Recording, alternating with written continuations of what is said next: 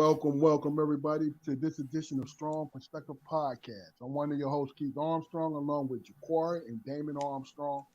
We are brothers, and we here on this stage tonight to ask you, whose house runs how? No. Welcome everybody. Appreciate y'all. Um, listen, what we pride ourselves on, and it took us a long time because all three of us went through. I'm gonna use Damon's word, a maturation process of why we're doing the podcast, where we at, who we are in the podcast. And the thing about it is, all you have to do is go back and look at each and every show and see that each show that we've done has been a special show. Folks who come on for the first time have been able to open up like they've never had before. See, that's what's special to me. So I'm being selfish about it. So I'm good. You know what I mean? My brothers have their own reasons of being on this podcast and doing this platform. And I'm here to support them either way. You feel what I'm saying? And if y'all heard somebody screaming in the background, that's my wife because she wants to be a star. But the thing about it is, I love this podcast because we promote conversation, and I like to think it's meaningful conversation because when I'm just here with Damon and Jaquari, right, we talk about how we see the world, and we need that more than anything. Folks need to be able to communicate how they see the world, not how the group sees the world, not how their favorite star sees the world, or their favorite actor, or favorite doctor, favorite comedian, favorite sports guy see the world. It's how they see the world, because when you break it down to an individually, when you have your own way of seeing things, you're able to navigate your landscape. And then you'll be blessed enough in the great deal of situations, you'll be blessed enough to do what? To find your peace. To find your peace. So a little bit of house cleaning before I go to the brothers, before I go to the stars of the episode. Little house cleaning. This Strong Perspective Podcast. What we will really appreciate that you do is go to our YouTube channel, check out all the wonderful episodes on there, and also like, share, and subscribe. Especially share and especially subscribe, because if you're patient enough, if you're driving a long trips, punch us in. If you're driving a long trip, I understand that this is the time of the quick burst. Oh man, my titty popped out, and that's entertainment, right? And I'm being funny about it, but the point I'm trying to make is, you know how you listen to audiobooks and long trips? Listen to Strong Perspective Podcast. You'll get a lot out of it. With that being said, go ahead and like, share, and subscribe. We're going to have a great show tonight. Jaquari, how you doing today, brother? I'm good, man. I had a fairly good day. Got some work done, working from home and everything, and just getting ready to decompress, man, and and share some things and share my opinion. No doubt. Damon, how you doing today, brother? I'm doing all right, man. Your boy been down for the last 2.5 weeks, man. So I had to put things in perspective, and be on the mend, and at the same time be aware, Okay. and I'm ready to make this happen, man. Let's talk, let's kick it, man, like we always do. No doubt. Excuse me. So, if you blessing us enough to listen and to be watching us on Facebook Live and also live on our YouTube channel, please comment. Today's episode really is based on questions. I put it out on Facebook. What are the questions that you guys would like for us to address on the episode? We got 4.5 questions, and we like to address everything. Now, if you want to talk about something like why is Pluto purple, we ain't got no purple Pluto experts on here. You feel what I'm saying? But when it comes to the humanistic, humans, people, we can give your opinion about how we feel about what you're saying. So be my guest and hop on board, comment, go into the comments, ask us the questions, then we're gonna go from there. I think that's fair. What y'all think, guys? Fair enough. Absolutely, absolutely. And you know what? Me personally, I even invite the criticism. No You doubt. know, if I say something and you really want to call me on my bullshit, and call me on my bullshit because I can handle it. I'm not gonna say it if I don't stand on it. Yeah. Yeah. Well, how I feel about that is don't ask if you don't want to know. Yeah, and I'm like, if you want to criticize me, make sense. Don't just throw it out there because your foot hurt. You know what I'm saying? Or you had a long day. You know, even if you had a long day and your foot hurt, let it be interesting, please. Give us that. Please give us that. You know what I'm saying? Here's the caveat. I know when your foot hurt because you keep adjusting that foot, and you're fidgeting, and you got an opinion. Yes, sir. Jaquari, Mm-hmm.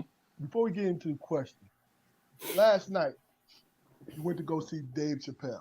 Now, it's up to you whether or not you want to volunteer this, but talk to us about your experience at Dave Chappelle. And Damon, please chime in once he's done. I was excited, man. You know, because like over the last 2-3 years, you know, he's been into this, been into that. He said this, said that, and you know, he's created a lot of buzz, a lot of controversy. You know, in regards to his content. And now, don't get me wrong, I didn't expect to just pop up at a random DC show and have him say something that was just virally amazing or whatever. You know, I didn't expect that at all.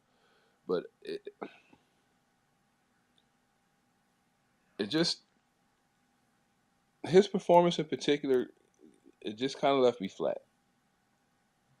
Gotcha. You know, I don't know if I was telling Damon about the guy who went on before him, right before him, Ashley Larry. Mm-hmm. I can't remember his real name, but he's been doing comedy for a while too, and he was, I mean, he killed it. He killed it, absolutely killed it.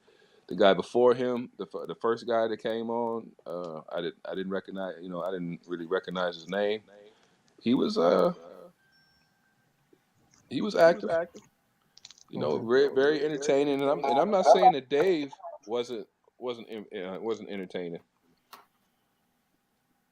But I was expecting that motherfucker to be funny. No. Yeah, I mean, but, and I don't, not that I mention it, I don't really, I can't really say that that's a fair assessment because what did I expect him to do? But it's a difference. It's a difference in sitting in an auditorium with with fellow fans and feeding off of that energy, man. And then sitting down, in the bathroom watching them on YouTube, excerpts or whatever. It's a difference. It really is. So.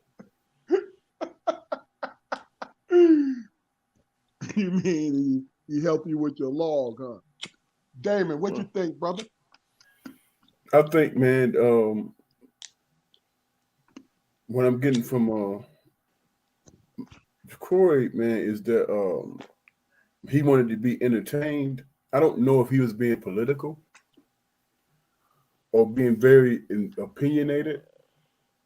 You know what I'm saying? And that's probably not what you were expecting. You wanted to be, you know what I'm saying? Because this man, he had been doing comedy since he was 14 years old. So he got 100 years of material. You know what I'm saying? But if it's about culture and it's about taking a stand on something, maybe that might be something that's a turn off to you. You know what I'm saying? Oh, but that, I mean, I get what you're saying, and I didn't have any expectation of that. It's like I said, I mean, lately we hadn't heard anything about any controversies or anything, and so that being said, I didn't really expect to hear anything like that, but Mm-hmm. I did want to hear some funny shit, and Nikki enjoyed it. It was a part it was a part of her birthday package. So Okay. yeah, I mean, it served I, that purpose, but I'll be honest with you. I talked to Damon and Jaquari about this before we came online. What I always liked about Chappelle is he's a funny asshole. And after Jaquari pointed this out, Jaquari Damon pointed this out. After he lost that, he gave up that 50 million.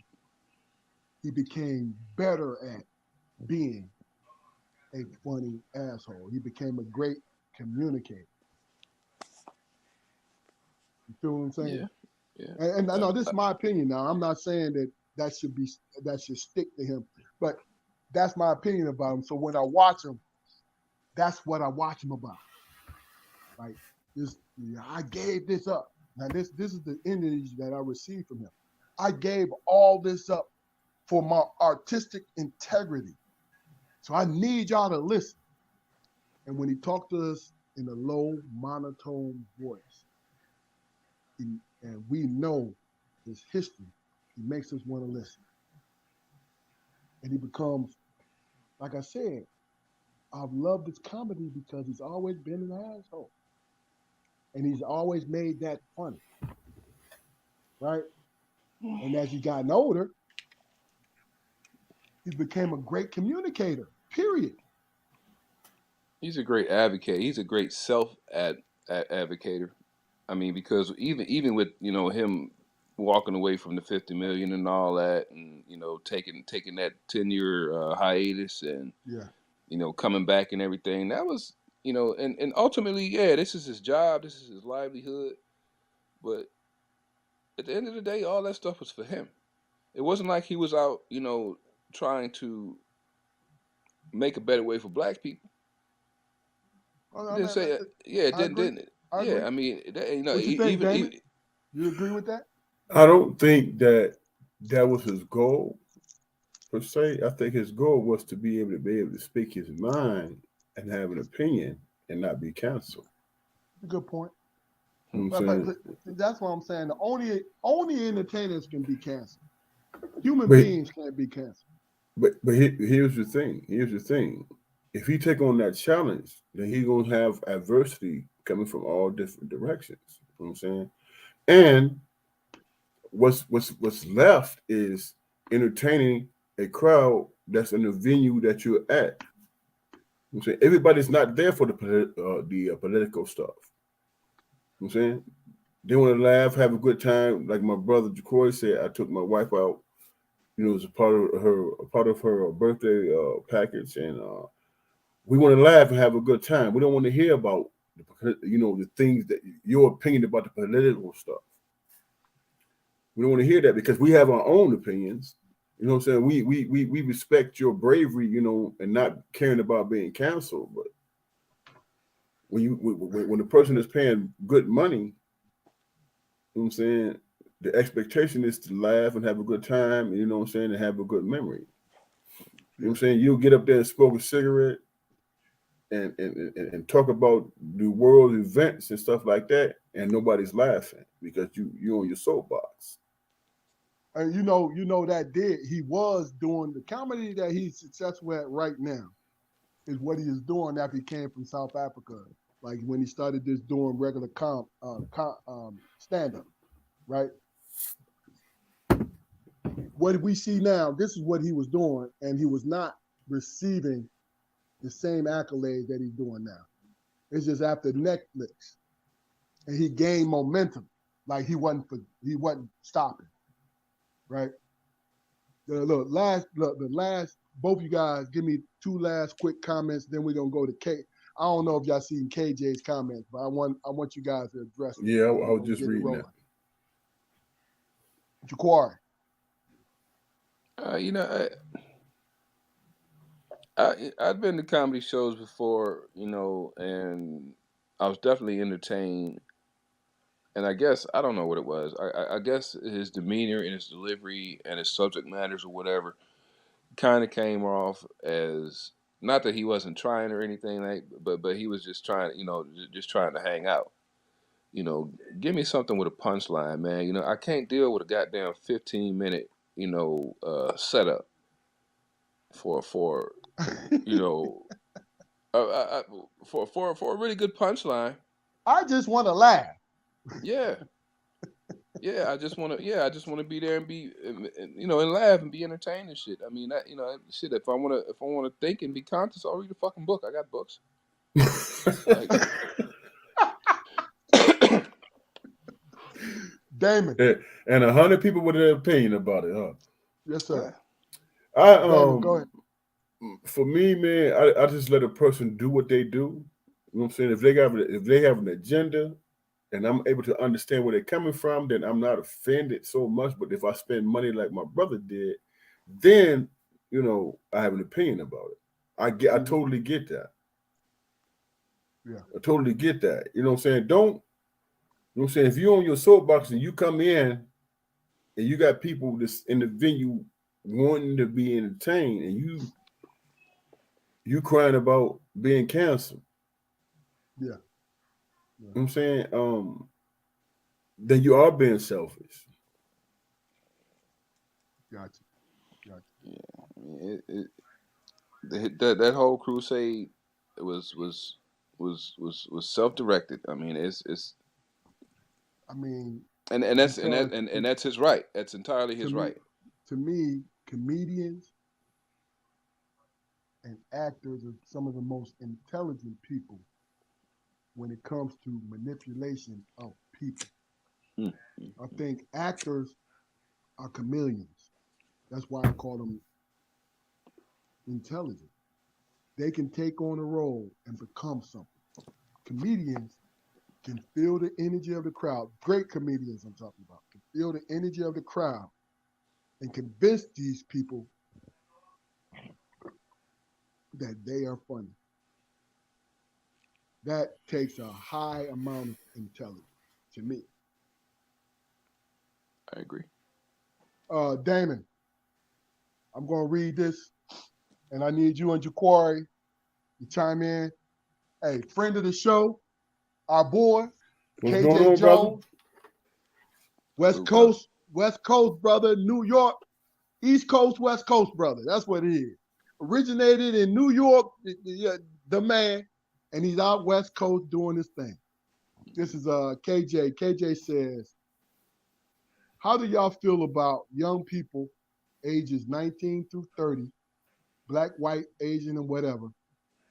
Wondering if y'all agree with me that for the most part, many, not fewer, don't have the focus and attention to detail and work ethic that most of our demographic had at the same age.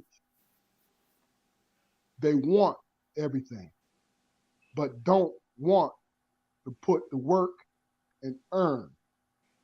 It's disappointing, and I'm sorry I didn't ask when you put the call out, but hella busy this week. Now look at you. You want the big timers, KJ. This a television personality. You know what I'm saying? Our guy. Stop that. I ain't have hella busy time, this week. so I ain't really got time, but I got you now, my man. No. Yeah. So what do you think? We'll start with you, Damon. What do you think? What I think, man, it's easy, man, to get into a mindset that people as a whole think this way because those are the things that's being promoted out there, man. They want us to believe that our young people are not focused. They want us to believe that our young people are not grinding. You know what I'm saying? If you look at all three of our houses, our kids did that. They grind. You know what I'm saying? Can y'all recall times when they came home and it was like, hey man, I'm struggling right now and I just need some advice or some peace of mind.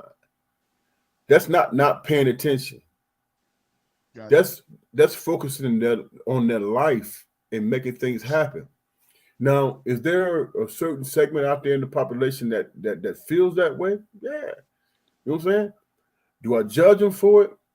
I can't, because being a man who's going to be 58 this month, I realize that there's a certain time, man, where you get it, where you understand. You know, growing up, you go through the motions and you go through all these different processes, maturation processes or whatever, and then you get it.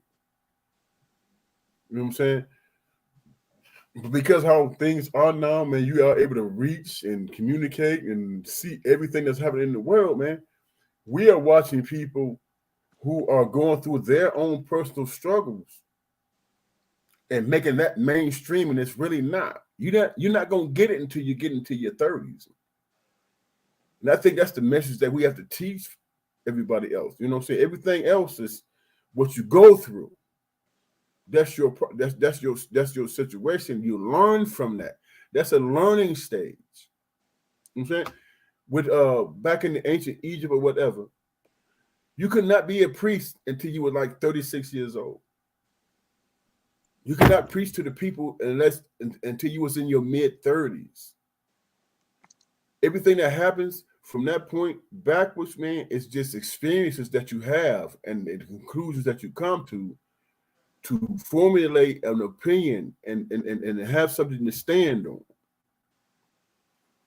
19 to 30, what are they standing on, man? What are they standing on? You know what I'm saying? Because life happens as long as you keep living. Life happens. We praise the people that get it at an early age. And there are examples for everybody else. And oftentimes they're ostracized. But at the end of the day, everybody that we know collectively, man, don't we all finally get it? Except for the ones that's hard-headed and that's vindictive. You know what I'm saying? And don't learn from their shit. Mm-hmm. Mm-hmm. From slavery up to this point, most of us learned from shit, man. Yeah. You know, don't focus on in those news reels where the sister come up and they ain't got no front teeth and she talking about what it is that you thought happened. You know what I'm saying? And that becomes a meme and that becomes a joke. But in the background, our kids are taking care of business. Yeah. I get For it. the most part, I'm with you. The core. it's a situation where, man, it's history repeating itself, man. I mean, if you are blessed to have your parents still, with you, and you're around our age, early 50s to late 50s or whatever, and you can have a conversation with them about what their opinions were about us when we were 19 to 30 years old, I'm quite sure it'd probably be the same. It'd probably match up, maybe not as extreme, because with the advancement of time and technology and the world, as a whole, obviously opinions are going to harden with time. So yeah, we uh we hold our children and our young folks in the same regard as our parents held us. Like I said, it's just a little bit more extreme because of the times. You know, the world is round for a reason. Everything comes back around. Everything comes back around. Just like Mm-hmm. with them, they're victims of trying to live up to all the stories they heard about the old heads when they was coming up. Doesn't matter if there was family members or street figures or whatever. They was looking for somebody to emulate. Exactly the same case with us. You know, Gotcha. Gotcha. and a lot of cases, man. We got lucky uh, with our role models, but I don't know if we're necessarily providing that same atmosphere for our young people. I get it. And this is one of because KJ asked all three of us, I'm gonna chime in on this. What I think is the simple fact is this: you and Jaquari are absolutely right, man. But the thing about it is, there are many, many other choices and examples of the bad choices winning because we get caught up in social media. Our children, our young folks do. When I say young folks, I'm talking about from 32 all the way down. They caught up on what they see on their smartphone, right? Some of it's good because it's information. Man, imagine if we received the kind of information that these young folks are receiving with the mindset we had, because what we were taught by our parents and by our grandparents and aunts and uncles was the grind. It is a fight to go to work. Work is fight. Work is going out here and grabbing everything you got. You ain't got time to look back unless your character asks you to look back.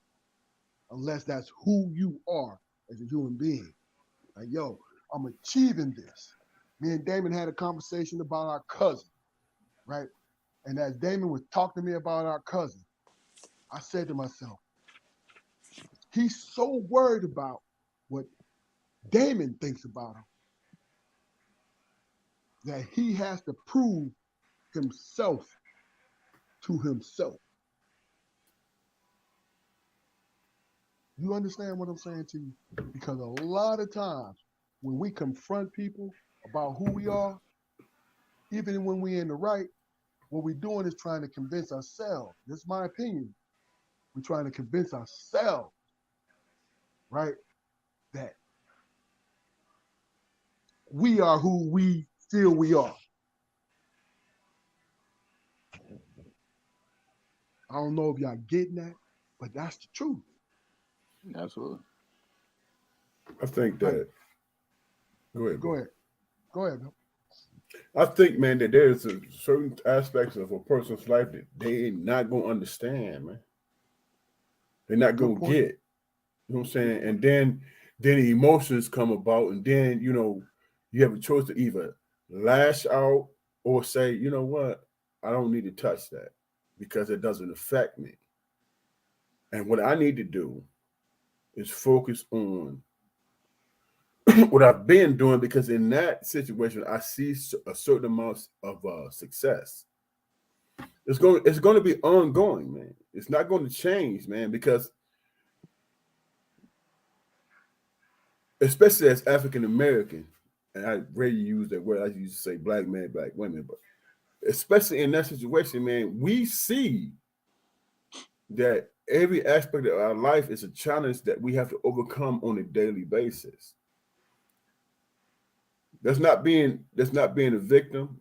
That's not making excuses. It's just what our life is. Now you got whole groups of people. You know what I'm saying? For example, you got people, man, who sit around and say, "Man, I hate the woke culture," but when it benefits them, they want to cancel people. They want to cancel people, and it's like, man, there's a hypocrisy there. And then what do? They bring up the same arguments that you brought up to them to try to justify, even though they was going against you. So for me, in my mindset, it's like I can't deal with these type of people, man. I can't deal with them because they have no integrity. If you have integrity, you would not use. If you see a situation where a person needs to be canceled, but you argue with me that you hate the cancel culture, you have no integrity, man. Because you are willing to switch your shit up to make your point in real time. But when I explained it to you, the only reason why you were able to come up with that explanation is because some part of what I was saying reached your ass. But because you want to be political and you want to be more than what you are, you use these different situations to argue, do whatever, And at the end of the day, you look foolish because you're contradicting yourself. And that is where the argument lies. A person contradicting themselves based on the argument that was had in the past, and then they come and they're using your arguments.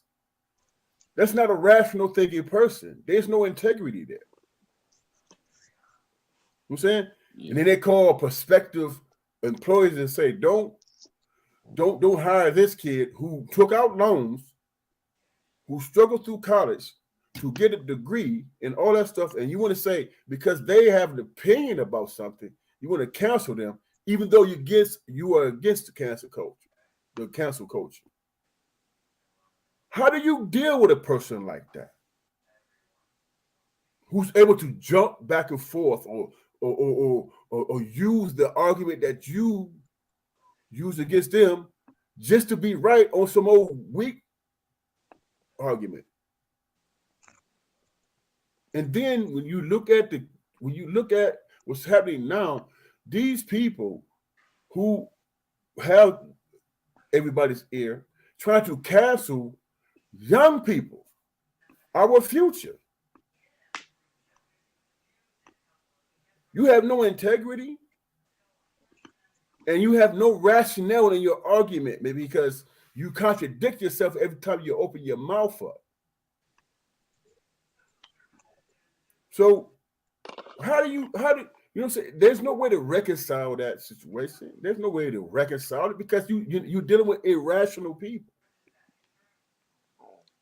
So therein lies the people who are focused and who are trying to maintain and make things happen.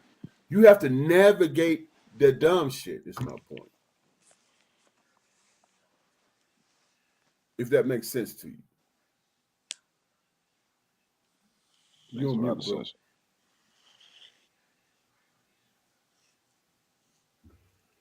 You're on mute, Keith. I'm sorry. Corey, before we move on, you have a comment? I don't. Be professional, Keith. Be professional. No, you making faces and shit. I'm like, what are you trying to do, brother?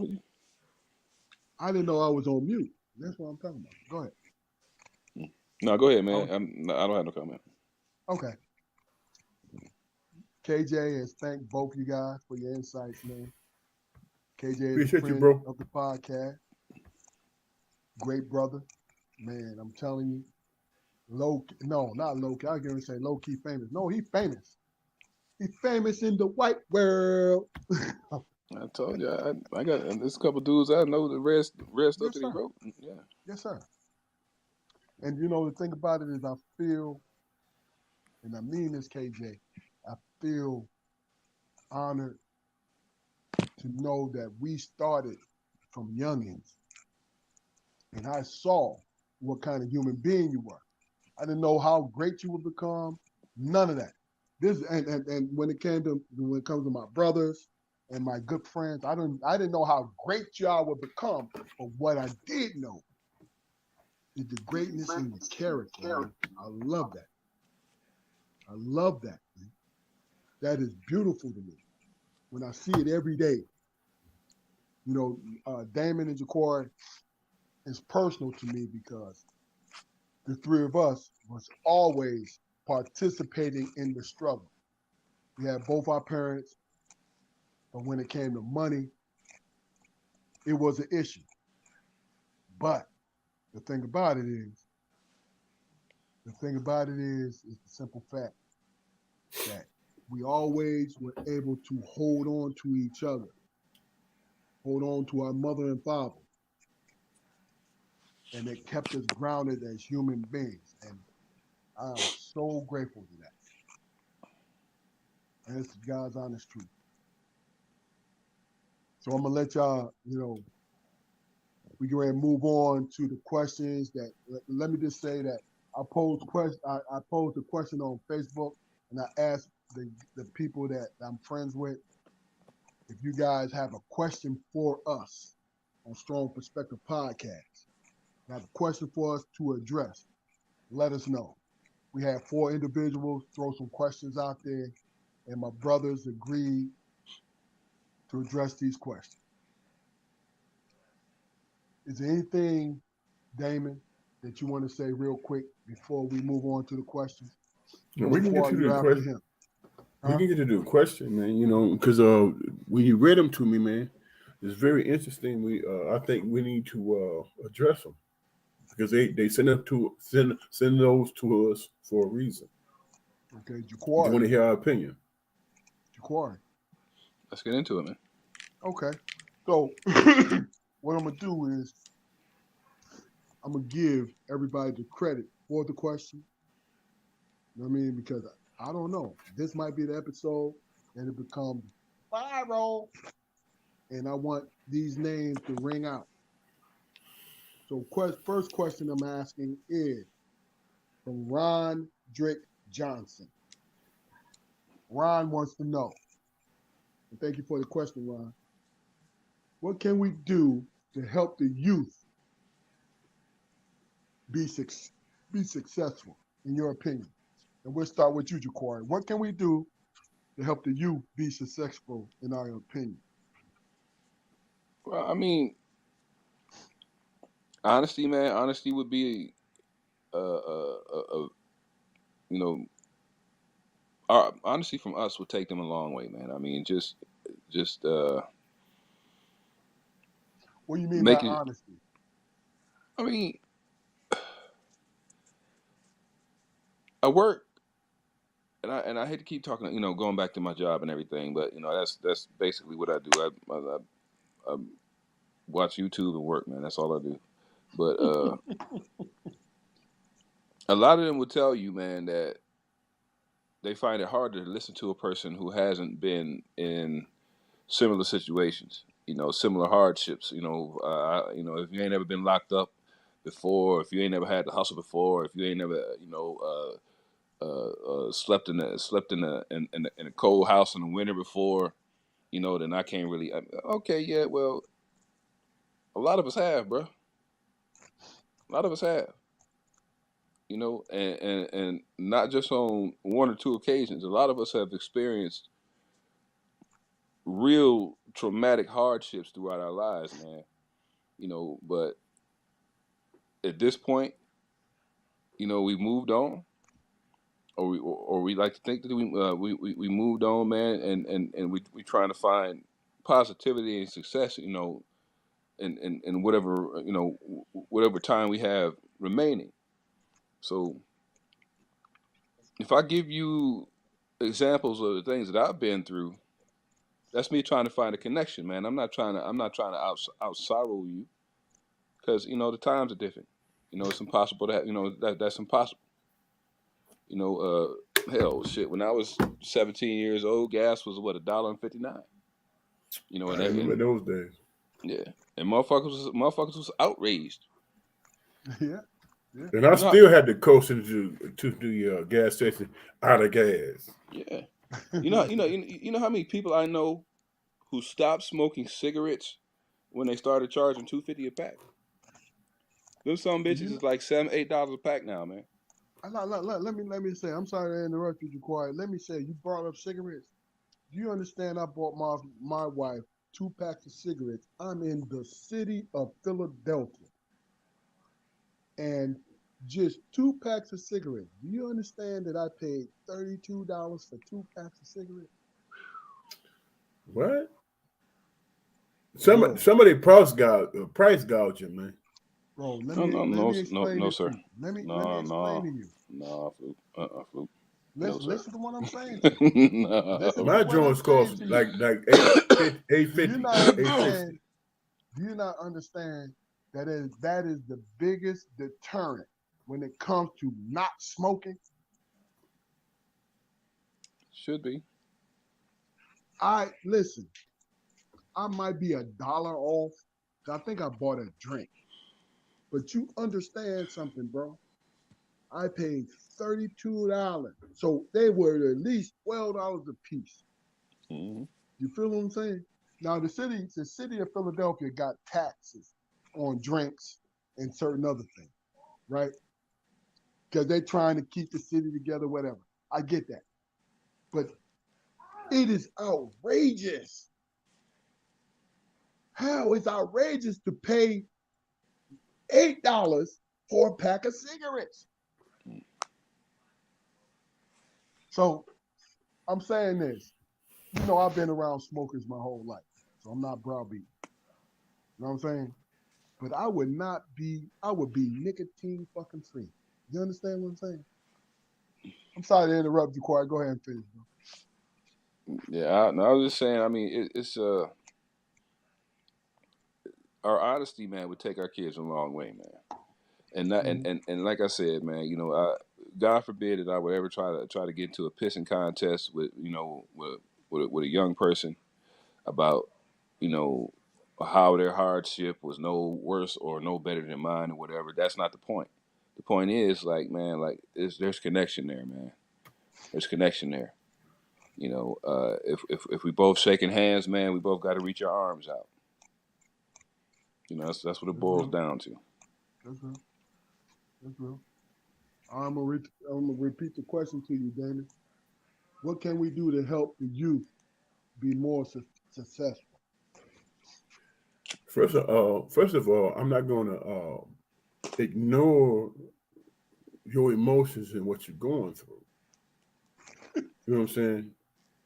I'm not going to ignore that because, first of all, it's going to fall on deaf ears. You know what I'm saying? If a person talking about their experience, especially trauma, they're going to talk about it with somebody that they trust, and then you're talking about yourself, and you're not respecting what they're going through, it's falling on deaf ears, man. You know what I'm saying? Because it's an emotional situation. It's what it is. Now, do you think that young person, man, can rationalize, man, and come to a positive conclusion? Yeah, but they have to evaluate. They have to make an assessment of their lives, and they have to evaluate and say, you know what, this shit ain't working for me. This bad attitude, it's not working for me. I need to figure out another way. How do you keep that attention? You be like, hey man, I understand you're going through some shit right now, and I don't think it's not the good time for me to give you my opinion or whatever. So if you choose to get back with me, then we'll chop it up. You know what I'm saying? But if a person is going through some stressful shit, giving them the option to make a choice is very pivotal, man. It makes a lot of sense. It makes a lot of sense. You never deal with anybody, I don't care what age they are, on an emotional level, because they're already in their mind, understand, be it right or wrong, they understand how to feed that emotion, how to feed that anger, and you know, whatever they're experiencing and going through. You know what I'm saying? That's why most therapists ask questions and they don't give definitive answers. I agree with that. And plus, man, you know, like really 16 or 65, trying to get a person to adjust their mindset, man, is more than a notion, because rarely do you find a person who would admit to their flaws. You spend a lot of time, you know, at 16 and 65, you spend a lot of time cultivating the person that you are, man. You think, you know, yeah, this is what I need to do to be successful in whatever environment I'm in. But the thing is, okay, yeah, if you're a goon, then you can be successful in environments where it's appropriate for you to be a goon. Okay, but you can't necessarily be a goon in the boardroom. You can't be a goon in the classroom. So I mean, you got to be fluid, man. You got to be versatile. You know, you got to know when to pull your pants up and tuck your shirt in and buckle down and do the work. I can visualize you experiencing that with like 15 different people on the course of a day. Ja'Cory? Oh yeah, absolutely. That's why I never say that. You know, I never tell a kid, man, that, you know, you need to change. You need to change the whole complete person. It's impossible, because that's gonna close his ears right there. You know. But you know what though? I get caught up on the responsibility, man. I mean, I get it. You guys made a great point, and I'm not going against your point. But the one thing that I feel people, youngins, even old heads, man, miss the point is, yo, take accountability, especially when we know you know right or wrong. Yo, you make that choice to do what you're doing. I get that. But do not come to me and tell me that your life was fucked up. That's why you shot up the whole crib. You feel what I'm saying? Don't do that. That's insulting to me. You want to know That's why? because Let me just say this. You want to know why? Because the three of us lived that fucking kind of life. We saw that. You understand? And we saw the both choices. Either you do it or you don't do it. We saw them. See, that's what I'm blessed about. I'm going to say this, Damon, then you go ahead. What I'm blessed about is this. I saw the choices, and I saw the outcome of both because I was looking for it. You feel what I'm saying? Go ahead, Damon. But here's an analogy, man. You got cats, man, who come from a poor environment or whatever, and they join the military, right? And the military teach them what they teach them. You know what I'm saying? And they hold on to the pride of that because somebody's teaching them something. Right. Somebody's letting them know that they matter. They mean And what something. Yes, sir. and what they do means something in the world, Yes, sir. right? But then they go to war and they come home, and a lot of cats is committing suicide. You know what I'm saying? At an alarming rate. You know what I'm saying? Anybody, be it in the hood or being in the military, the one thing that they have to be responsible for is their humanity. You know what I'm saying? No matter how much propaganda is fed to a person, man, be it in the streets, gangs, or military, or whatever, your humanity kicks in, and you see the atrocities that's happening around you, or the ones that you committed yourself, and you have to live with that. And I think that the one thing that we don't do, we don't teach our young people how to be human and recognize that they matter and they have purpose. You know what I'm saying? And it doesn't always have to be based on a flag that you praise, or, you know what I'm saying, or gang that you're involved with. You know what I'm saying? You're an individual and you are special. You know what I'm saying? And the things that you are asked to do, be it governmental or street shit, might not coincide with what you're trying to be as a human being. You know what I'm saying? And then a whole lot of conflict comes from that. You know what I'm saying? That's why you got people, you got ex-military living on the street because they cannot address the atrocities and the things that they saw. Well, Damon, let me say this to you, man. What if I said to you that their individuality or the stock that they put into their individuality only adds to their greater sense of entitlement, man? How would you address that? Well, you know what? When it comes to entitlement, that's something else. That's somebody who think they believe what they believe.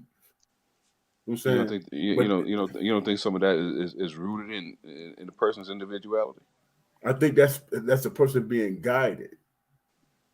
I think it's a little of both, man. I think both are right.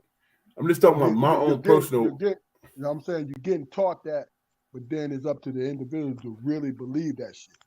Right, but here's the one thing, man, that you have to recognize, man. You can be for less of a better phrase, tricked into your humanity and what you think is righteous. You can be tricked into that shit. But your own personal experiences, a person that does harm to somebody because it was done to them. Think about that for a minute. somebody that does harm to somebody because it was done to him, isn't that losing your humanity? Because what are you dismissing? Your hurt, your pain, your sorrow. Well, I'm saying, is it losing humanity, or is it? I'm just asking this question: is it losing humanity, or is it taking the quick shit to think that you're trying to satisfy? You're trying to throw a band-aid on your own hurt shit. Yeah, but guess what? Every human being experiences, man, hurt, pain, and disappointment. Everybody does. But some of us get more than others, though. That's my point. I'm trying to make. In regards to that, man, in regards to a person losing their humanity, man, I would say that I don't see it as a person losing their humanity. I would see that person and his actions, maybe believing that he might be aligning with humanity in some sort of skewed way. Yeah, you're speaking about anger. No, the statement you made about what it was done to me, so I'm gonna do it to somebody else. Right, anger, disappointment. Hey, you know what? That's you convince yourself that this is how the world is, so I'm going to play the game better than how it was played to me. That's how Hitler came into play. You know what I'm saying? Seeing your fellow man as something less than yourself because you were treated less than you felt you deserved. So that's how propaganda works. That's how fascism works. Right. They speak to your weaknesses, man. They do. Your experience. What the fuck you going through. Right. And here's the thing. Trying to find somebody to blame for it. Yes, sir. Right. And here's the thing. You have a choice to say, if you go through some tragic trauma type situation, you say, man, I hope nobody experiences this like I experienced because it was traumatic to me. But see, that's traumatic to me. Hey, Damon, that's selflessness, though. You know but do you think? Let me ask you this question: do you think human beings are more selfish or selflessness? Which one do you think we're more of? I think that, man, if you watch a child growing up, man, they do not have the same animosities, man. Their experience, their environment dictate and drive them to a certain point. If you are callous and don't give a shit, it's because you were treated that way. You feel what I'm saying? And then that's not always the case, though, right? Yeah, well, mostly it is. Then you come up with the phrases charge you to the game. I got you. And you justify it by saying, hey, you saw me coming. How come you didn't do better? How come you didn't defend yourself? And I think when you come over, I'm sorry, that's some funny shit right there. Why didn't you defend yourself? Yeah, but isn't that how the world operates now? Yeah, it's absolutely how the world operates, man. That's how it operates. That's why this thing is funny. Yeah. If you were to ask a group of young people nowadays, man, like if you was like walking behind somebody, if you was walking behind a guy and his wallet fell out of his pocket, would you give it back to him? I would because I don't want it to happen to me. Yeah, because my wallet means something. Because but did you learn that? Did you learn that through experience, or would you just give it back because that's the right thing to do? I think it's both. I think, man, if you don't know any better, then you see it as an opportunity. No, he asking you what you would do. What I would do? I've done it before. I've done it before too. Yeah, you know what I'm saying, and gave money back. Yeah. I've done it before. But overall, after I posed the question and got everybody's answer, and everybody's answers seemed to align, and I said, well, are you forgetting the fact that this wallet didn't belong to you in the first place? You know, so whether you see it as an opportunity or a blessing from God, it's skewed thinking because you didn't earn whatever the contents of that wallet is. It's not yours. Hey, Jaquar, it's not a blessing for God when there's a name on the ID. You'd be Come on, surprised. You'd be surprised. stop playing. You'd be surprised about some of the things that I heard about why people rap about People use that why rationale, bro. why You're people right. rationalize fuckery, man. Right. Seriously. You are absolutely right. You know, so it ain't my fault, Strong. They shouldn't have left the car door unlocked.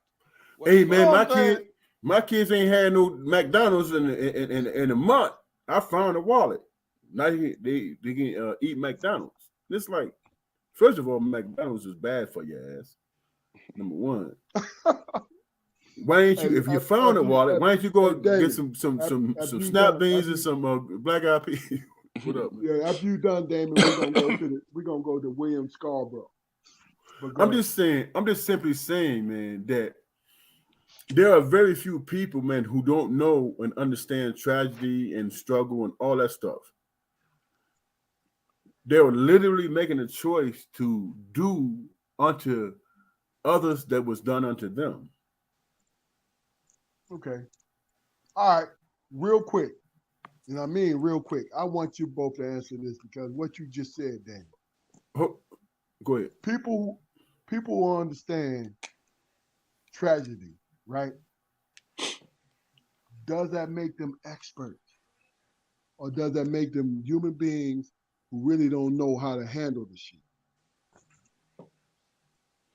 We'll go with you, Damon. Obviously, it makes them human beings, but what they don't get, I asked the question. Does it make them experts because they went through a tragic situation? Or, like you said, are they human beings and they're going to respond in the way that they see shit? No, it don't make them experts, man. It make them human, and human beings are flawed, man. Okay. You know what I'm saying? They are flawed, and they speak and they do actions and speak against themselves because it was done to them. Gotcha. Jaquar. Yeah, no, it doesn't make them experts at all, man. I mean, Yeah. Damon got to go. You know. Yeah. He got to go and pay attention to his refrigerator. But go ahead. Yeah, it doesn't make them experts at all, man, because no matter how many times you experience tragedy, man, it always burns the same. So as far as, you know, a person trying to explain how to navigate those situations, you know, that shit is relative. You know? Well, relative to a point, Joe Jaquar. No, it's relative, man, because because Dr. Spock, you know, Dr. Spock, you ever heard of Dr. Spock? The person who wrote the books on child behavior. Yeah. You know they didn't have any kids, right? I know that. So you can speak. You can speak on something from the point of view of expertise, man. But also you can speak on something, and you could be in that situation and not know what the hell you're talking about because you're only speaking from your point of view. You know what I'm saying? Mm-hmm. And that's my point more than anything. But let me ask you this question, and I want you to get your answer in before Damon come back. Then we can concentrate on him, right? Mm-hmm. William Scarborough. He was basic with it. Big Bill, you know what I'm talking about. Mm-hmm. Big Bill says, what is and what can we do about black on black crime? I'll let that marinate a little bit, Jaquar. You know what? Hey, Damon, did you hear what I said? Did you hear the question? You said what we do about black on black crime, right? All right, I'm gonna let that marinate on you too. So basically, I'm going. Let me just talk about it. Everybody know, most people know that follow us that I've been in law enforcement for 30-something years, right? I'm retired. So understanding that when I went into law enforcement, it wasn't voluntarily.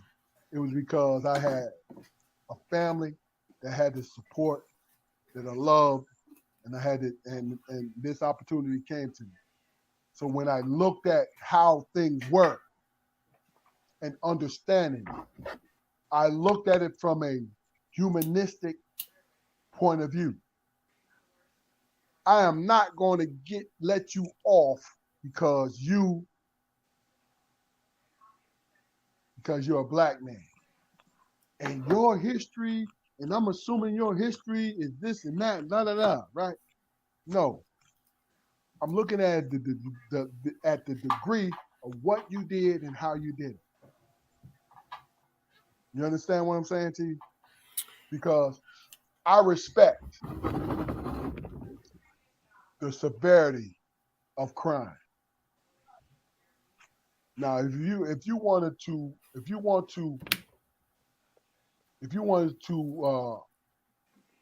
question my blackness, fuck you. Because what I do for a living is I question crime. You feel what I'm saying? So if I decide that I'm going to charge you, it has nothing to do with because you black.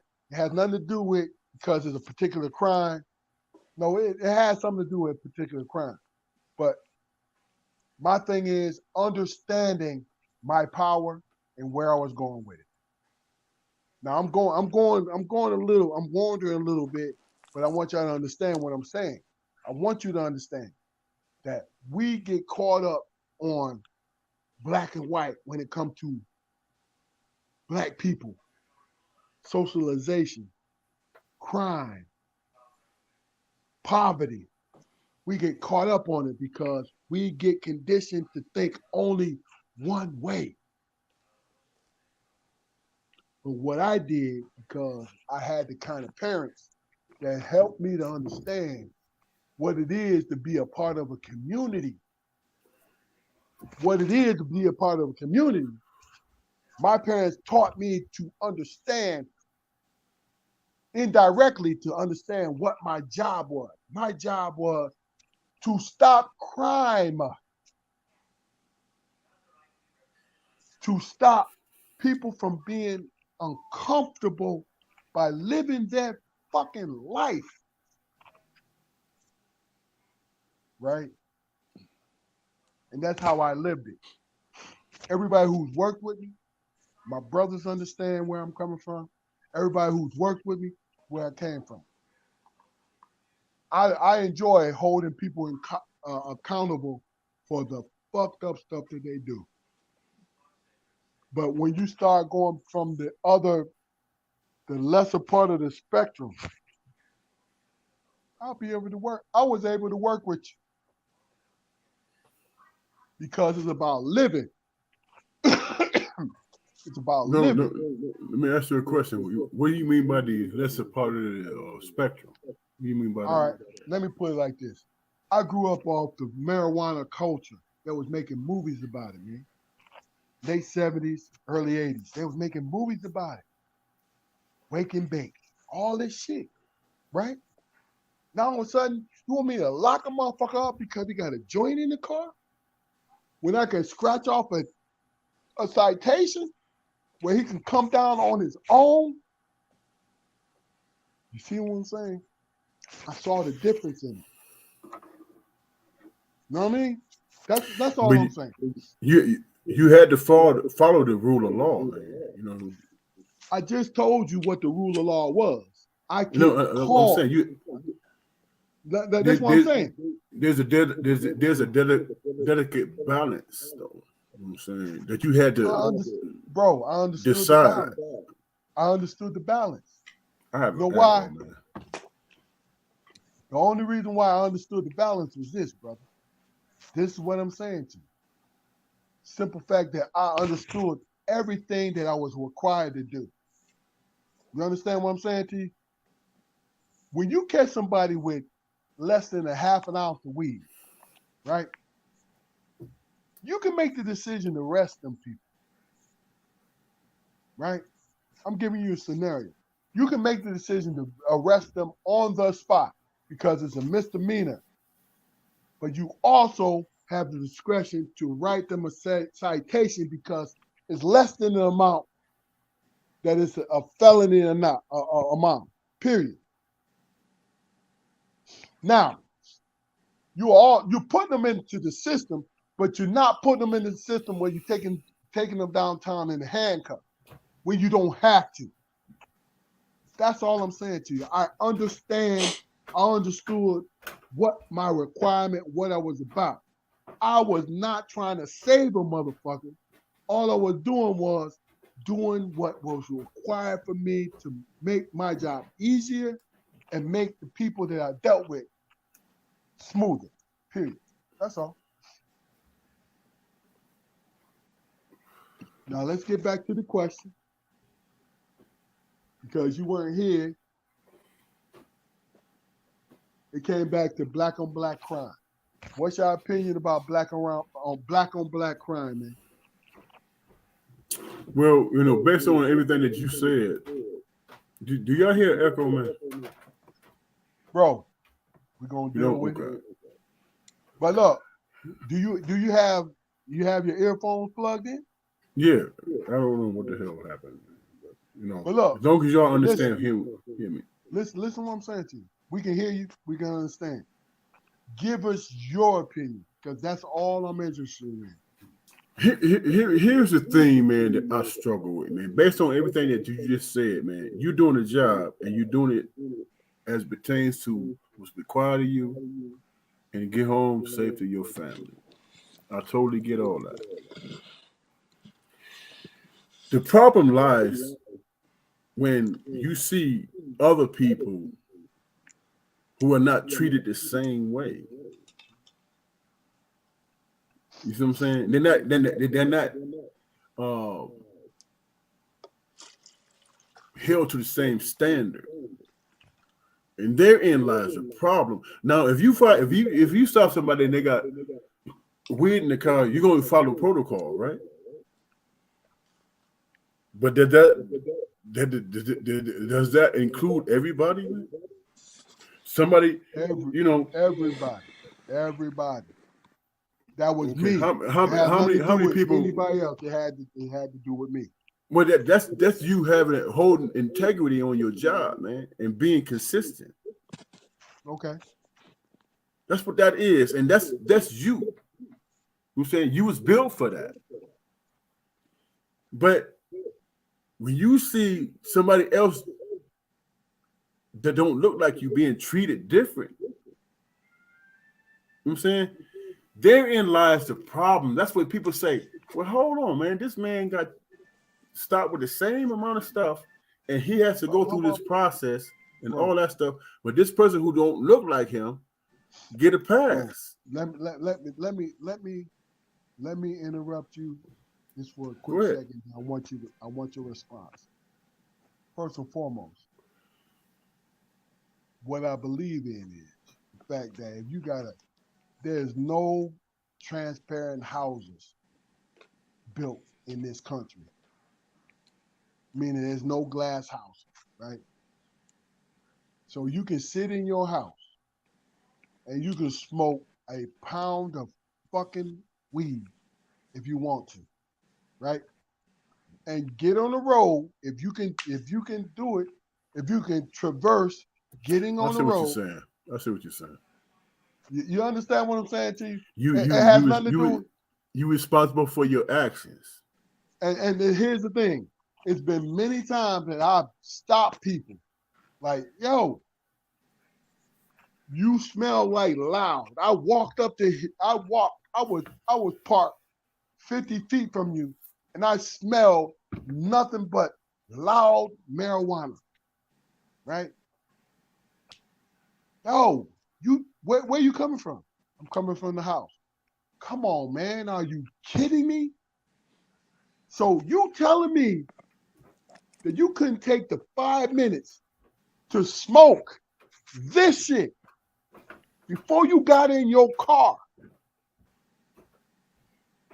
See, that's how I look at things. And it has nothing to do with judgment. It's like, come on, man, it's common sense. You know what I mean? That's all. It has nothing to do with, yo, you dumb for this. No, bro, come on, man. I stopped a couple, right? And then we're gonna get back on the situation. I stopped a couple. And what's so crazy about it, I was going to a little side gig, a football game, right? And it was an off-duty Raleigh police officer. Hey, man, listen, I was at the stoplight and I saw them smoking weed, blah, blah, blah, right? And I pulled him. And then this guy came back to me like, you got him? And he left, right? So I'll go up to the car, and it was a brother and sister. And the sister was driving. I said, hey, what? And I'm going to be frank, this is what I said to him. What the fuck? I said, where y'all coming from? I'm coming from the house. So you coming from the fucking house, and you got somebody who's sitting at a light seeing your girl roll a motherfucking joint to smoke. I said, sir, does that make sense to you? I said, does it make sense? And listen, the way I'm talking is animated because that's how I was. Does it make sense when you had a house that nobody could ever see through, that you could sit there and smoke, and you know what they were doing? Going to the school to pick up their daughter. It was bringing drugs on school property. But my point is, smoke your shit at your fucking house and get in your car. Now, when your car is searched, there's nothing there because you left it at the house. That's all. Well, nobody can argue that point, man. They got caught dirty. That's my point. That's my point, dog. It had nothing to do with anything else. But Jaquar, black on black crime, man. Well, Come on, let's get into this. And what's your point? To me, man, black on black crime, white on white crime, etc., all falls under the freaking umbrella of proximity, man. How many? Good point. How many times have you two gentlemen ever had a conversation with anybody or heard anybody say that, yeah, this black dude went out and he was running around specifically looking for other black people to rob? That's the funky side of this whole scenario that really fucks me up. Do I see black on black crime as a damn near insurmountable issue? I absolutely do. But we don't hate each other. Proximity, like you said. Proximity is I think proximity is the number one culprit in all of our situations, everybody's situation. I mean, we can we do better as a community, man? In terms of problem solving, and in terms of economic solutions to reasons why people go out and do fuck shit. Yeah, we absolutely can. Yes. But yes. we need to get better control of that particular narrative, man. I mean, we're not going out and hunting other black people. That's it. That's my opinion, man. Damon. Black on black crime, man, happens, man. It just does, man. Not trying to get into the weeds of how a person think. People think how the hell they think. You know what I'm saying? And things happen. I think that we as black people, ours should get highlighted, man. You know what I'm saying? Isn't it ironic, man, how people outside of us can point to the things that we do to each other, but capitalize on the things that we did for them to have rights and shit. You know what I'm saying? But the only conclusion that they come to is that y'all foul, y'all messed up, y'all not righteous. But you benefiting from the shit that we march for. You know what I'm saying? So what is your stance, man? You choose to see the worst of us, or do you choose to see the things that we did where everybody benefits from? You know what I'm saying? Don't sit around and talk to me about, hey man, reverse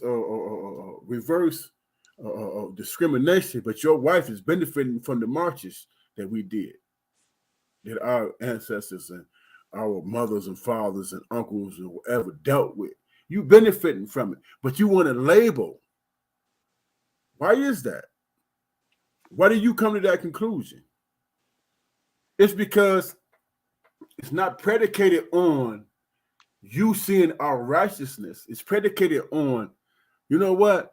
These people got too much power and they can make change.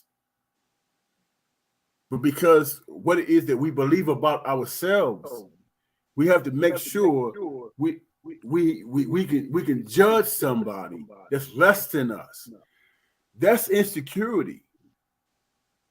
That's what it is.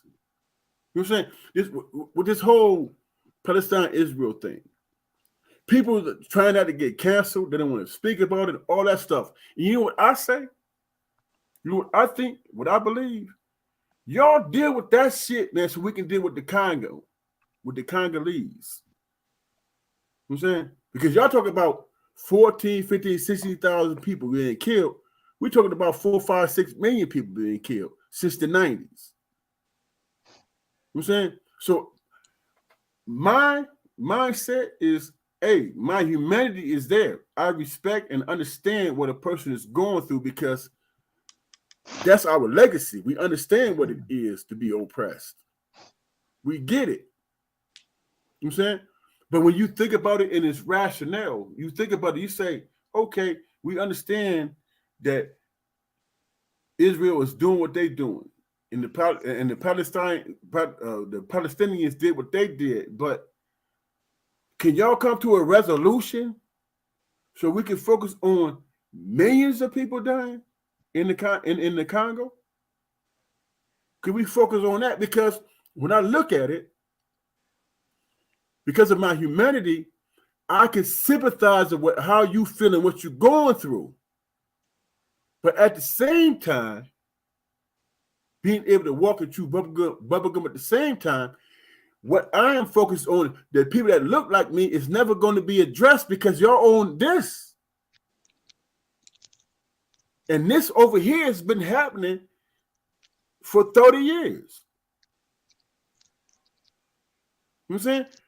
So I'm not, you know what I'm saying? I'm going to be sympathetic in terms of my humanity. I'm going to be sympathetic towards anybody that's being oppressed. But what about those who's been forgotten? A man set himself on fire just to get attention in the Congo.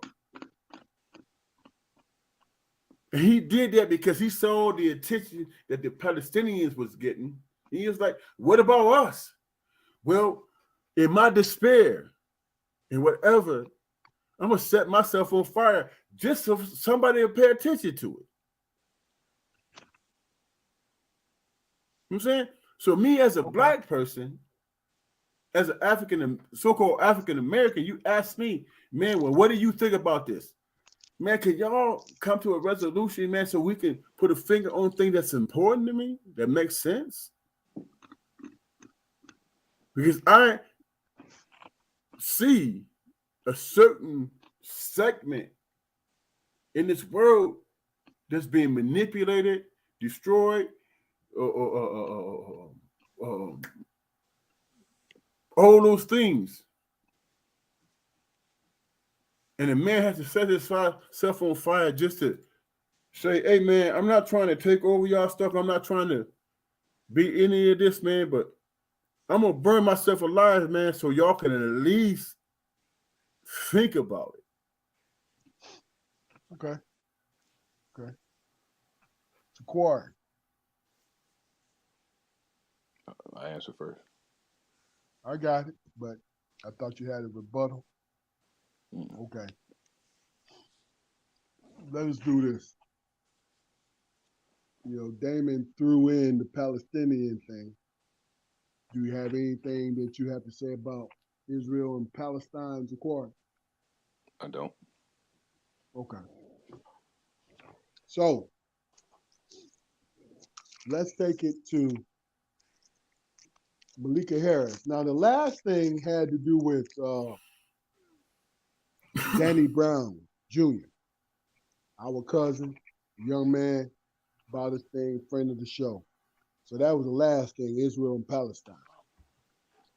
And Damon, you were very eloquent in how you answered that. Thank you. Malika Harris has to do with some on the entertainment front. Damon wasn't aware of what this happened with T.I. and his son and his wife. And I'll just give you a little basic background. I believe Jaquari understood and saw a little bit of it. But basically what happened was T.I., the rapper, was at an Atlanta Falcons and New Orleans Saints game. And basically it was they was honoring 50 years of hip hop and the Atlanta folks version of it. So when they get there, the young man, I forget his name, don't go at me, but the young man King was pro New Orleans Saints. So he decided that was his team. So he was on that thing like that. And the Atlanta folks was on his head about it, right? So somebody he had a discussion with was Adam. And T.I. and his wife, Tiny, chimed in on what the man was saying. And King got upset. But the thing about it is King got upset like Tiny and T.I. was like, hell, hold on. You a suburban. You grew up in the suburb. You didn't have no action. You didn't walk down. You didn't walk out the house with action going on. King was like, well, look, I was going to my auntie house. I was begging to go into auntie or grandma. Don't get me wrong. Grant. I was going to her house. Yeah, you did. T.I. said you did cry to go over there all the time. But look, you grew up. You were rich. You grew up around riches. But King was like, yo, I went to the hood and blah blah blah, da da da da da da. And the thing about it was, my opinion, he wanted to be like his dad, or his dad rap music. You feel what I'm saying? He wanted to be that. So what ended up happening was, in a nutshell, they got in an altercation and his dad had to hem him up. Right? All in his chest. And if you see the video, what you hear is, you can't do shit with me. This is T.I. You can't do shit with me. You can't do this. Blah, blah, blah, blah, blah. So they was going back and forth with it. So Malika Harris wants to know what your opinion about it. And there's other questions afterward, but the initial question is, what are you guys' opinion about it? Jaquari, we'll go with you. Well, T.I. is in a rough spot because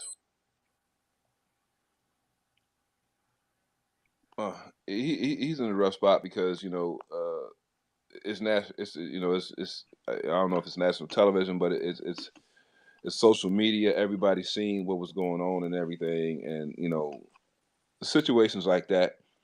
It would surprise me if that wasn't the first time they had that particular clash. But the son felt a little more comfortable since they were in public. Okay. To kind of express himself, and it got a little too good to him, and things just got out of hand. But as far as T.I.'s reaction to it, I mean, you can't. I'd be hard pressed.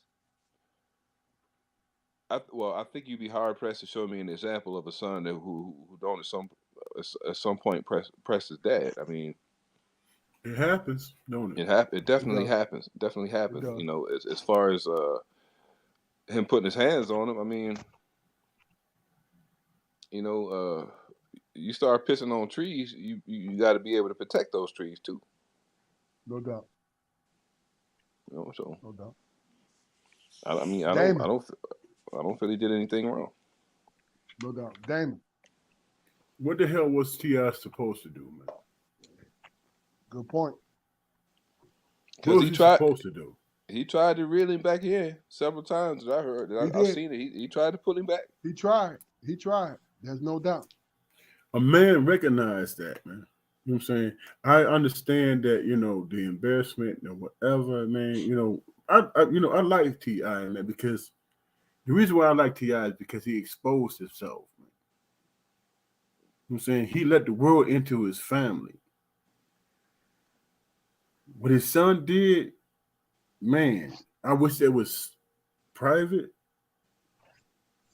but I have no answers for him. I don't know how he overcome that shit, man. He had to check his son in front of the world, bro. He did. How the hell do you reconcile the relationship, man?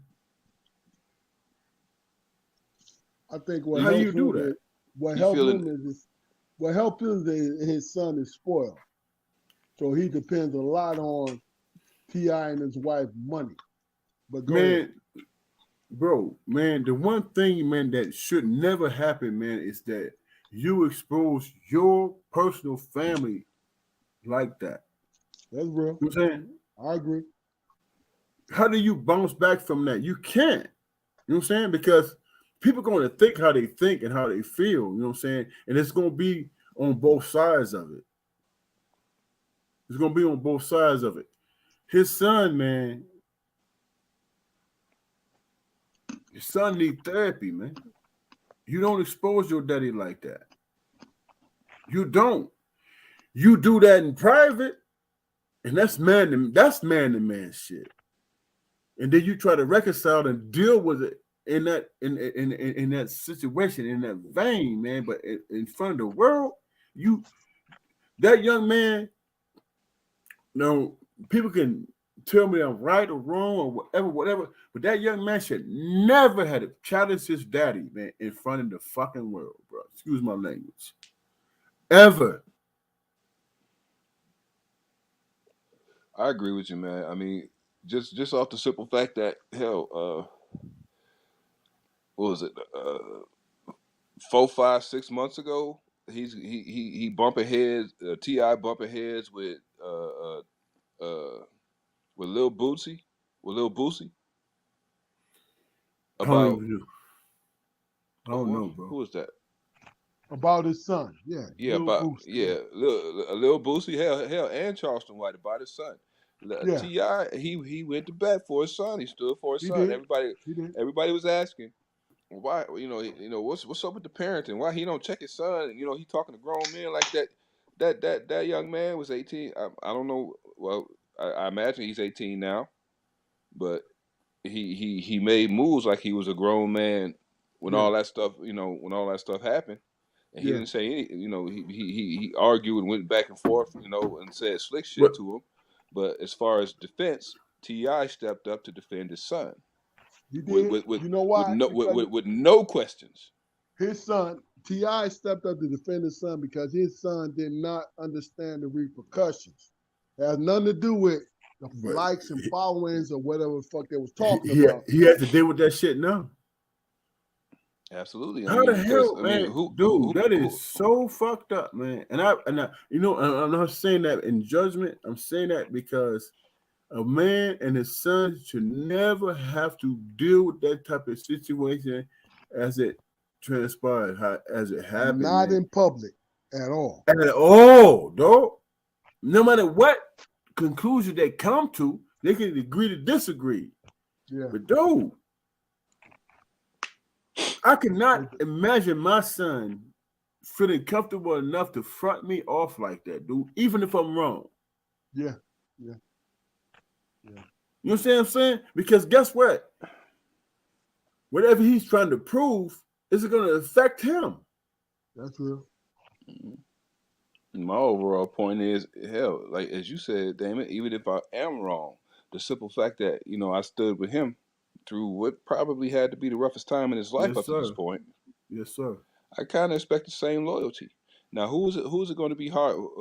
Who's it going to be harder to bounce back for? For is it going to be harder for Ti to bounce back?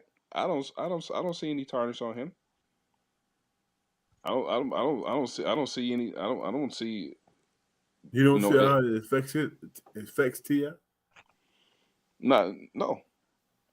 I don't see it affecting him negatively. No. To the point, okay, you know why, Ja'Cory? Because he was lucky.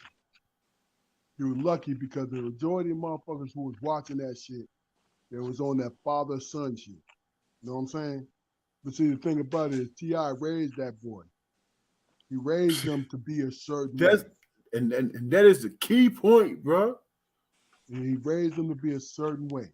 And He see, raised that's the that thing. dude, man. Now he's like, yo, he's like, T.I. like, man, what the fuck is you doing? Because common sense is ruling the day. But the thing about it is, because you was well off, and sometimes, and then you gotta think about it. King was raised off of fucking reality shows, man. That's the key. I ain't trying to disrespect the man's son, but King on some bullshit. You do not check your daddy and challenge your daddy, man. He don't know level, no better because he was raised off of reality. He think that shit is cool. That shit is not cool, bro. You see it all the time. And then you got the damn, you got the fucking executive producers. Like, yo, challenge your father on this. You know what I'm saying? Whispering in his ear. And, Bro, I can't even imagine that shit. I don't even know if that's a true statement, bro. I can't even imagine that shit. My son would never do no shit like that, man. But that's my point, though. That's my point. I'm just throwing it out there. We don't know. That's all. That shit is not cool, dog. That shit is not. And this is the first I'm hearing that shit. Dude, you was checking your dad in front of the world, nigga? No, really? Look, it's video. You don't see the actual video, but you hear like you hear them tussling. You hear them tussling over some They dumb have to shit, figure out. They over have to some figure dumb out shit how at a to. fucking football game. They have to figure out how to overcome that shit, bro. They did. You want to know why? Because you want to know why? Because he's a spoiled child, and he know his dad don't. When the bottom line, when the cameras ain't rolling, he know his dad don't take no shit from him with that bullshit. You know what I mean? He had to put his hands on his son because his son got a loud mouth. Fuck. But look, that shit is not cool, man. But look, we addressed every question that everybody asked, which I'm happy we did, and you guys made great answers, and it was sincere, the whole nine. So, Damon, you and I talked about something about what we should do at the end, and I'm trying to remember. Do you remember? Yeah. What we were talking about? Okay. Yeah. Go ahead.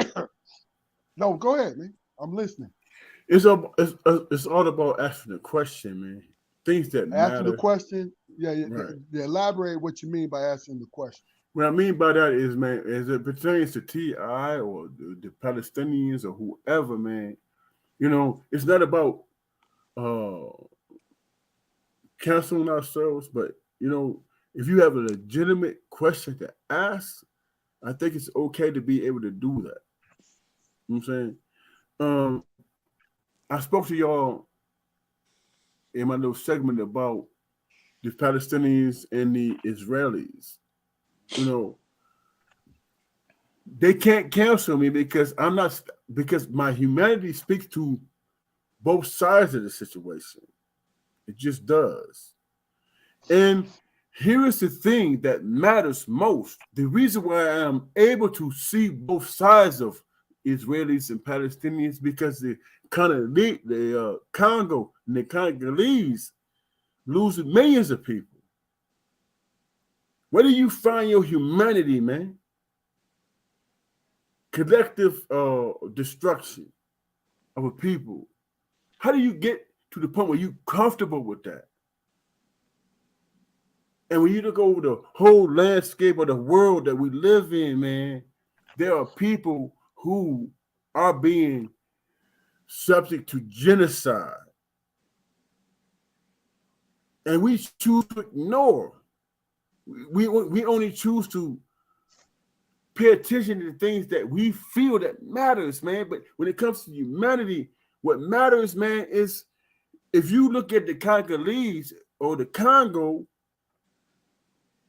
they've been dying since the early 90s.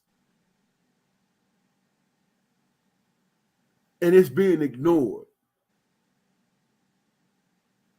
So I asked the question, how do we deal with the Palestinians and the Israelis to the point where we can get to the Congolese people?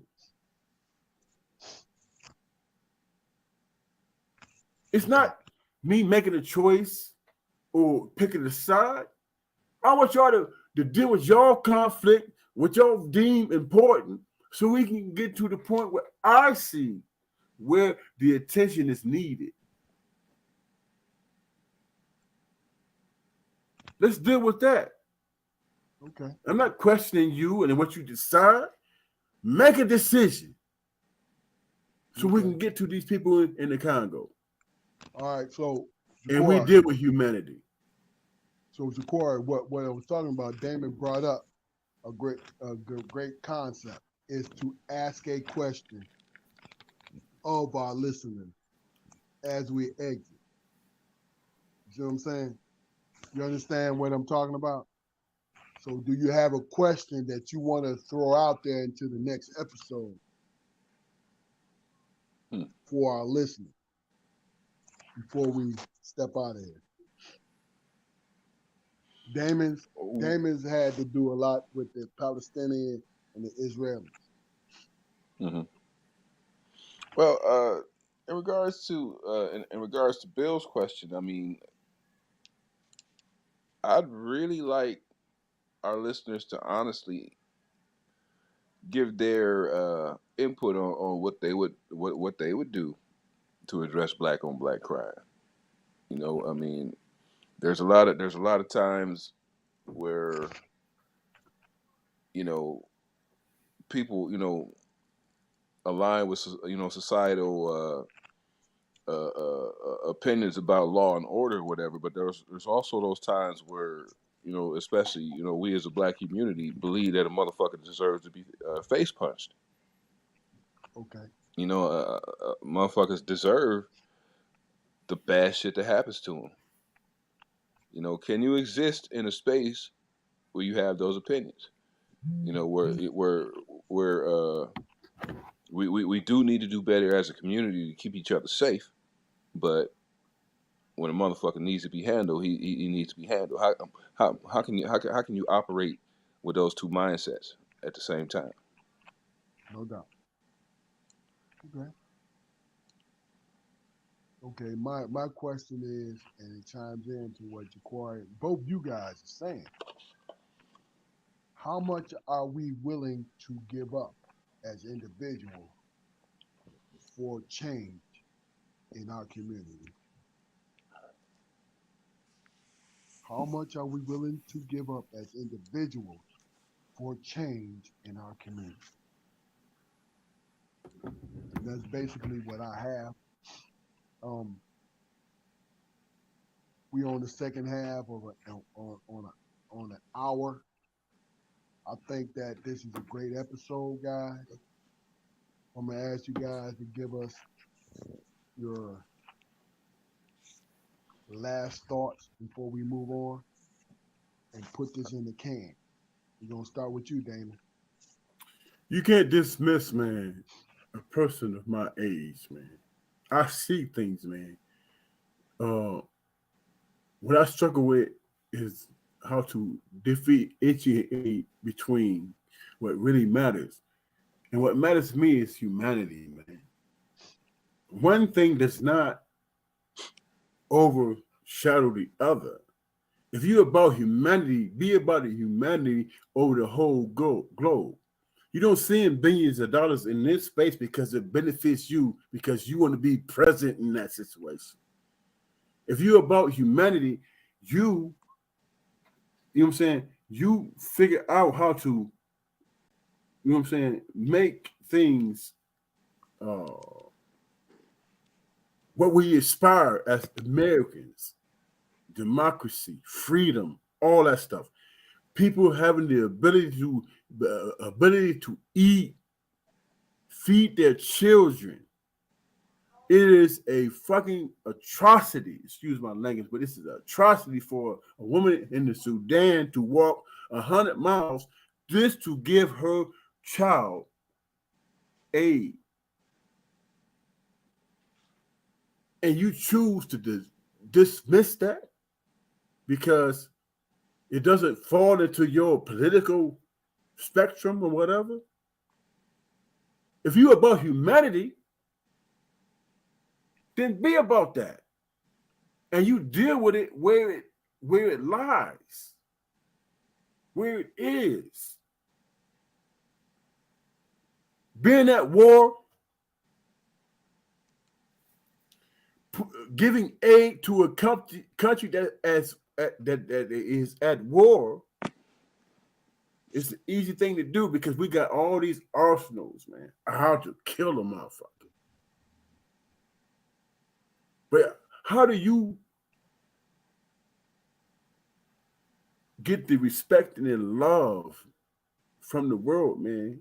Is it because of a military thing, or is it because, man, you're a human being and you're giving aid to where it's needed?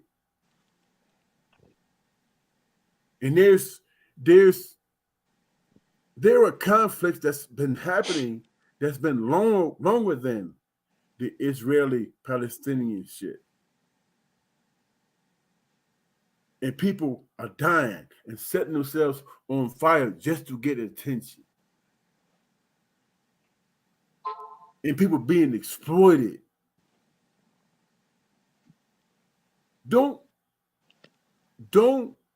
act like you all about humanity and democracy and you ignore one situation because it doesn't benefit you. There are those of us who is paying true attention to it. We see and we understand what's going on, and that's why half of the population in the country of the United States don't vote. All right. Okay. All right. I understand what you're saying, brother. Quarry, doing you. Hey man, I enjoyed this episode. Very good questions, very good responses. Damon, Keith, insightful input, man. It's always a pleasure. You know, I learned some things, man, and I'm looking forward to the next time. I love y'all, man. Peace. Love y'all too, man. Great episode, great answers. And stay on as we end this live. This Strong Perspective Podcast. Go like, share, and subscribe. Share this with your people. Even if y'all got to chop our shit up to get the most meaningful thing that you have in our episode, do what you're gonna do. Because I'm telling you now, if you bullshit and you slow-footed and you slow walk, and then all of a sudden later on you're like, yo, I was with them. I knew they was gonna do it. You understand what I'm saying? That's some bullshit, but it is what it is. I ain't gonna take it personal because we do this because we have fun. But it's Strong Perspective Podcast. Go like, share, and subscribe to our channel, and be looking for us. And we out. Peace. Peace.